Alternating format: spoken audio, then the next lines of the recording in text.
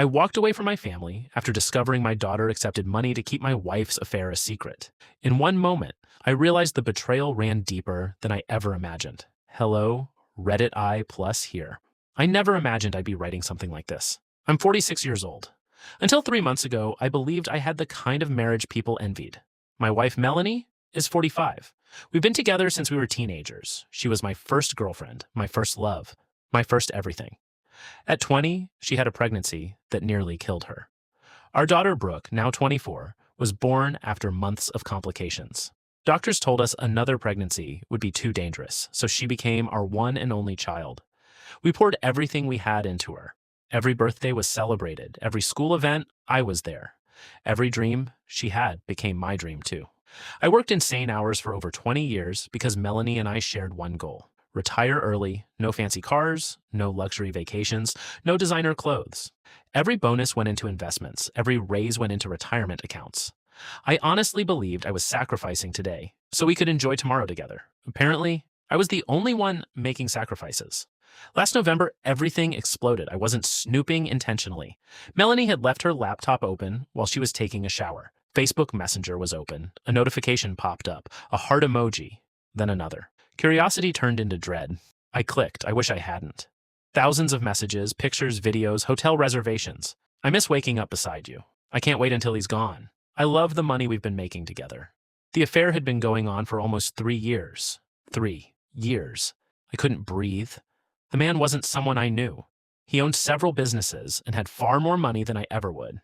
Reading through the messages made me feel physically sick. She mocked my long work hours. She joked that I was married to spreadsheets. She even called me predictable. Everything I had done to build our future had become the punchline in someone else's romance. I called Brooke immediately. Come home, right now. She sounded nervous, very nervous. At the time, I thought she was worried something had happened. Now I know she was terrified because she already knew exactly why I was calling. She arrived about 40 minutes later. Melanie was sitting calmly in the kitchen. I placed the laptop on the table. Tell me I'm misunderstanding this. She didn't even try. She leaned back and said, You finally know. No tears, no apology, nothing. She told me she'd been lonely, that I worked too much, that I cared more about retirement accounts than romance. Honestly, some of what she said wasn't entirely wrong. I had become consumed with work. I thought providing for my family was love. Maybe I neglected parts of our marriage, but plenty of unhappy spouses ask for counseling. They ask for separation. They don't spend 3 years sleeping with someone else. Before I could respond, Brooke stood up. She started yelling at her mother, calling her disgusting, calling her selfish. For 1 second, I actually felt grateful. Then Melanie looked directly at our daughter and laughed. Oh, don't pretend you're innocent. The room went silent. Brooke's face immediately lost all color. Melanie looked at me. You should tell him. Brooke started crying. I was going to... When? Melanie interrupted. When you finished spending the money? I looked back and forth between them. What money? Neither of them answered. I yelled louder. What money? Finally, Brooke whispered. He paid me. I couldn't process the words. What? The first time I caught them together, he gave me $5,000. I stared at her. She kept talking.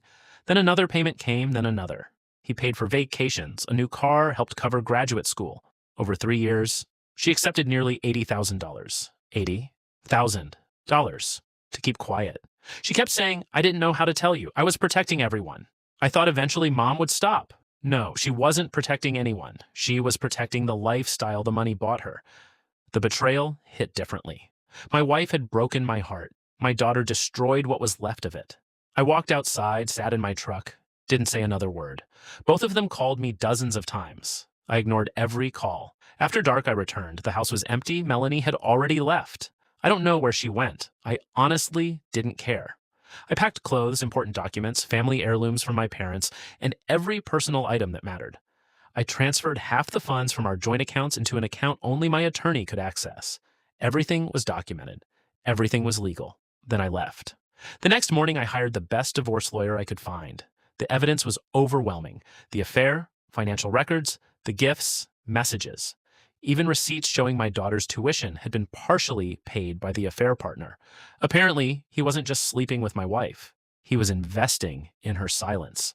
The divorce became ugly. Melanie demanded half of everything. She argued she deserved the retirement savings because she had supported me emotionally while I worked. My lawyer nearly laughed. Most of those investments were protected because they were funded through accounts established before several joint assets existed. And because of how they'd been structured over the years, she received far less than she'd expected. She appealed, she lost again. Brooke spent months trying to reach me, new phone numbers, emails, letters, messages through relatives.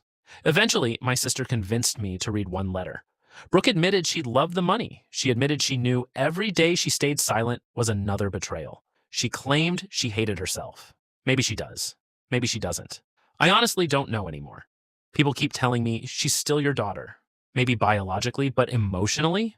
The daughter I raised would never have accepted money to watch someone destroy her father.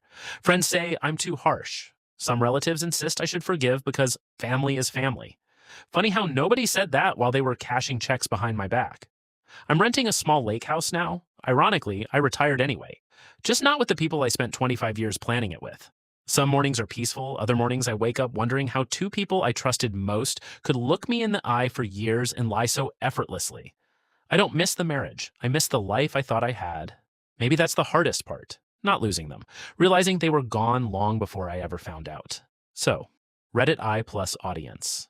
AITA for cutting both of them out of my life completely and deciding that, as far as I'm concerned, my family ended the day I learned they both chose money over me.